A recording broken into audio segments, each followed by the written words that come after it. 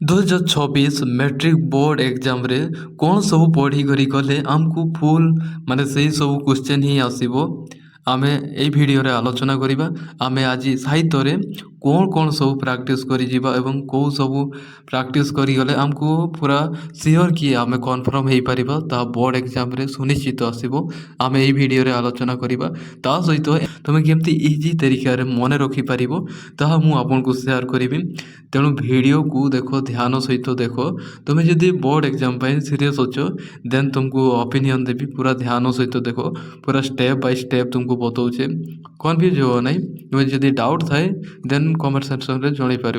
प्रथम जिन देख ये मार्क इम्प्री डिस्ट्रीब्यूशन होती board of secondary education Cuttack जान यहाँ देख 2026 क्लास आईएक्स आउ एक्स सेम पैटर्न तेणु देख मल्टीपल चॉइस तुम पाखे देख फुल मार्क 100 मार्क अच्छी जहाँटे कि 2 घंटा 30 मिनिट रे तुमको 100 मार्क क्वेश्चन अटेंड करने को पड़ो।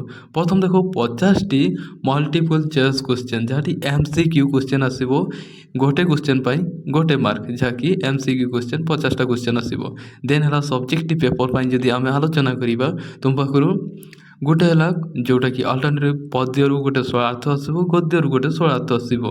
ओके देन है तुमर है 120 शब्द दीर्घ उत्तरमूलक जहाँकि तुमको 120 शब्द लिखा पड़ो ता पद्य गोटे आसो गद्य आसो।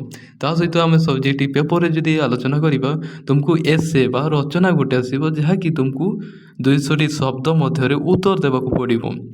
आउ रही तुम लेटर राइटिंग जोटा कि पत्र लिखन 100 शब्द एवं एप्लिकेशन जहाँकि तुमको एप्लिकेशन गोटे लिखा पड़ो। दरखास्त रही जहाँकि तुमको 100 शब्द मध्य उत्तर लिखा पड़ो।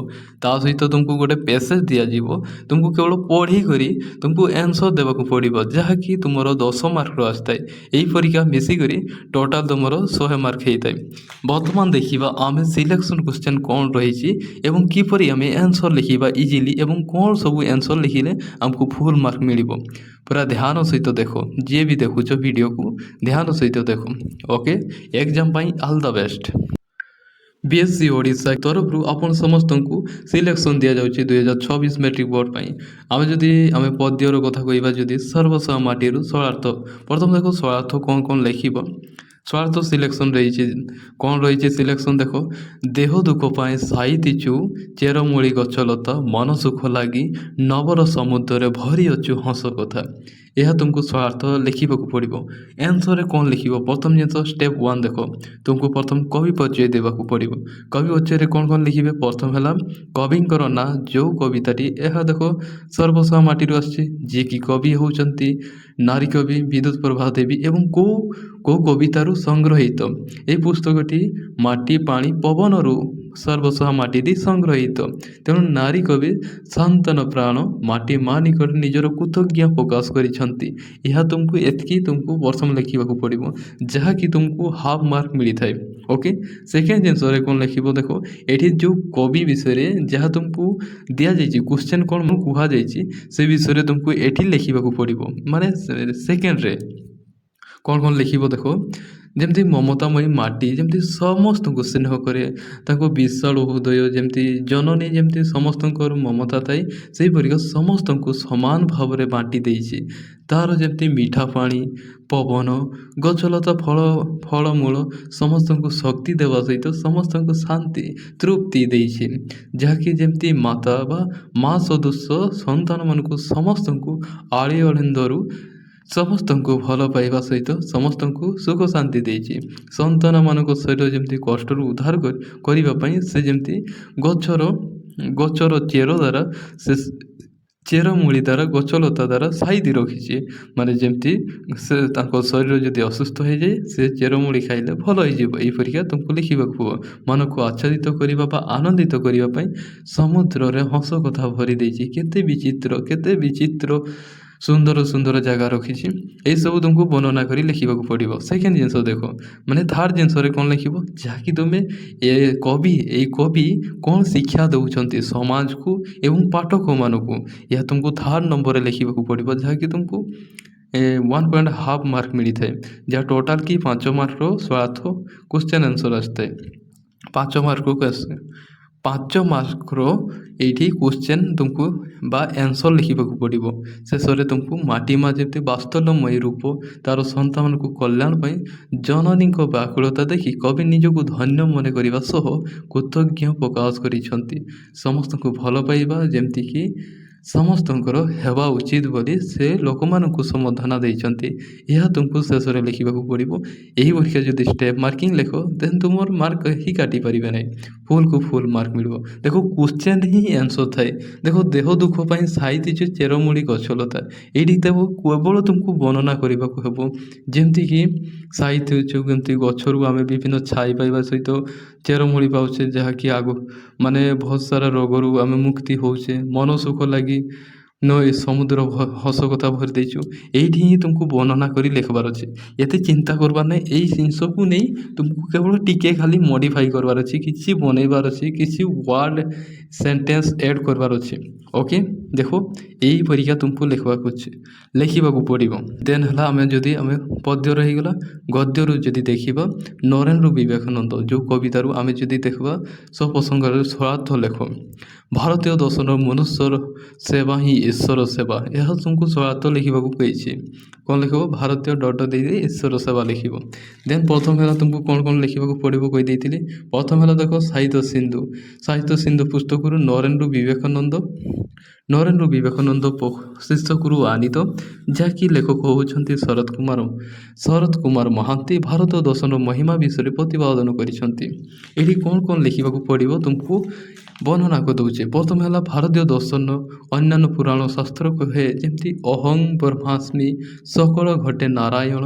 ଏହି ନୀତି ଭାରତୀୟ ଦର୍ଶନ ମନୁଷ୍ୟକୁ ଈଶ୍ୱର ସହ ତୁଳନା କରିଛନ୍ତି, ମାନେ ଈଶ୍ୱରକୁ ବିଶ୍ୱାସ କରୁଛନ୍ତି ଏବଂ ତୁଳନା କରିଛନ୍ତି। ଯେମିତି ମାନବ ସେବା କରିବା ଈଶ୍ୱରଙ୍କୁ ସେବା କରିବା ସହ ସମାନ। ଯେମିତିକି ଆମେ ଶ୍ରୀ ରାମକୃଷ୍ଣ ପରମହଂସ ଯେମିତି ସ୍ୱାମୀଜୀଙ୍କୁ ମାନେ ନିର୍ଭୀକ ସମାଧି ବୁଡ଼ି ନ ରହି ବିଶାଳ ବଟ ବୃକ୍ଷ ହେବା ପରି ତାକୁ ଉପଦେଶ ଦେଇଛନ୍ତି। କାରଣ ଏ ବିଶାଳ ବୃକ୍ଷ ହେବା ମାନେ ସମସ୍ତଙ୍କୁ ସାହାଯ୍ୟ କରିବା, ସମସ୍ତଙ୍କୁ ସହାୟତା କରିବା, ଏହି ପରୀକ୍ଷା ହେବା ପାଇଁ ସେ ଗୁରୁ ମାନେ ଶ୍ରୀ ରାମକୃଷ୍ଣ ପରମହଂସ ତାକୁ କହିଛନ୍ତି। ଯେମିତି ଧ୍ୟାନ ଧାରଣା ସମତେ ରୂପକୁ ଅଭ୍ୟାସ ବଳ ମାନେ ଯେମିତିକି ତ୍ୟାଗ କରି ସେ ସମସ୍ତଙ୍କୁ ଜନତାକୁ ଯେମିତି ପୂଜା କରିବା, ସେବା କରିବା, ଏହା ହିଁ ହେଉଛି ଈଶ୍ୱର ସେବା ବୋଲି ଗୁରୁ କହିଛନ୍ତି। ଏବଂ ଶିଷ୍ୟ ମଧ୍ୟ ସ୍ୱାମୀଜୀ ମଧ୍ୟ ସେ ଗୁରୁ ଆଜ୍ଞା ପାଳନ କରି ସମସ୍ତଙ୍କୁ ପରମ ଦିବ୍ୟ ସେବାରେ ସମସ୍ତଙ୍କୁ ସେବା କରିବାରେ ଲାଗିଛନ୍ତି। ଏଇଠୁ ଆମକୁ ଶିକ୍ଷା ମିଳୁଛି ଭାରତ ଦର୍ଶନ ଏହି ମହାନ ବାଣୀର ମର୍ମକୁ ଉପଲବ୍ଧ କରି ବିବେକାନନ୍ଦ ସେହିଦିନ ନିଜ ଜୀବନ ବ୍ରତ ପଥ ପ୍ରସ୍ତୁତ କରିଦେଇଥିଲେ, ଯାହାକି ମଣିଷ ସେବା ହିଁ ଈଶ୍ୱର ସେବା ବୋଲି ସେ କହିଥିଲେ। ଏବଂ ସମସ୍ତଙ୍କୁ ମାନେ ଭଗବାନ ଗୋଟେ ମଣିଷ ପାଖରେ ଥାଏ ବୋଲି ସେ ସମସ୍ତଙ୍କୁ ଶିକ୍ଷା ଦେଇଛନ୍ତି। ଏହା ତୁମକୁ ଏହି ପରୀକ୍ଷା ବର୍ଣ୍ଣନା କରି ଲେଖିବାକୁ ପଡ଼ିବ। ଏହା ଦ୍ୱାରା ତୁମକୁ ଫୁଲ୍ ମାର୍କ ମିଳିବ। ଓକେ, ଯାହା ସବୁ ଜିନିଷ ବତାଉଛେ ତୁମକୁ ଲେଖିବାକୁ ପଡ଼ିବ ଏବଂ ବୁଝିପାରୁଥିବ ବୋଲି ମୋର ଆଶା ରହିଲା। ଓକେ, ଦେଖ ଆମେ ଯଦି ନେକ୍ସଟରେ ଦେଖିବା ସିଲେକ୍ସନ୍ କ'ଣ ରହିଛି। ଏହି ଚ୍ୟାନେଲ୍ ଦେଖ ତୁମ ପାଇଁ ସବୁଠୁ ବେଷ୍ଟ ଚ୍ୟାନେଲ୍। ଯେଉଁମାନେ ସବସ୍କ୍ରାଇବ୍ କରି ଜଏନ୍ କର। ଏହାଦ୍ୱାରା ତୁମେ ସବୁ ଜିନିଷ ପାଇପାରିବ। ଏକ୍ଜାମ୍ ପୂର୍ବରୁ ବା ସମୟ ନାହିଁ, ସମୟ ସହିତ ଚାଲିବାକୁ ପଡ଼ିବ ଏବଂ ସମୟକୁ ମ୍ୟାନେଜ୍ କରି ପଢ଼ିବାକୁ ହେବ। ଏଇଟା ତୁମ ପାଇଁ ଅପରଚ୍ୟୁନିଟି। ତେଣୁ ଏହି ଅପରଚ୍ୟୁନିଟିକୁ କେବେ ମାନେ ଥରେ ଆସେ। ତେଣୁ ଏହି ହାସଲକୁ ଯେମିତି ବେଷ୍ଟ ଦେବାକୁ ଚାହଁ। ତୁମ ଯେତେ ଯେଉଁ ଅବସ୍ଥାରେ ଥାଉ ନା କାହିଁକି ତୁମେ ସବୁବେଳେ ବେଷ୍ଟ ଦେବାକୁ ଚାହଁ। ଏଇଟା ତୁମେ ଥରେ ଆସେ, ଲାଇଫ୍ରେ ଥରେ ଆସେ, 10 ଭଡ଼ା ପାଇବ ନାହିଁ ଜାଣିଥାଉ। ତେଣୁ ଏଇଟାକୁ ଯେମିତି ଭଲ ରେଜଲ୍ଟ କରିବା ବୋଲି ଆଶା ରଖିବ। ନିଜ ପିତାମାତାଙ୍କର ମଧ୍ୟ ଆଶା ପୂରଣ କରିବ। ଓକେ, ମାତୃଭାଷା ଲୋକଶିକ୍ଷା। ଏଠୁ ସ୍ୱାର୍ଥ ଦେଖ, ସ୍ୱାର୍ଥ 4ଟାରୁ ଦେଇଛେ, ପଦ୍ୟରୁ 2ଟା, ଗଦ୍ୟରୁ 2ଟା। ଓକେ, ମାତୃଭାଷାର ମନୁଷ୍ୟର ଯେଉଁ ସ୍ତୁତି ହୁଏ ଅନ୍ୟ କୌଣସି ଦ୍ୱିତୀୟ ଭାଷାରେ ତାର ହୁଏ ନାହିଁ। ତେଣୁ ଏଠି ମଧ୍ୟ ତୁମକୁ ହେଲା କହିପରିଚୟ ଦେବ। ଦେନ୍ ମଝିରେ ତୁମକୁ ସେଇ ବିଷୟରେ ଲେଖିତେ ପଡ଼ିବ। ଦେନ୍ ହେଲା ସାର୍ରେ ତୁମକୁ ବର୍ଣ୍ଣନା କରିଦେଇଥିବ।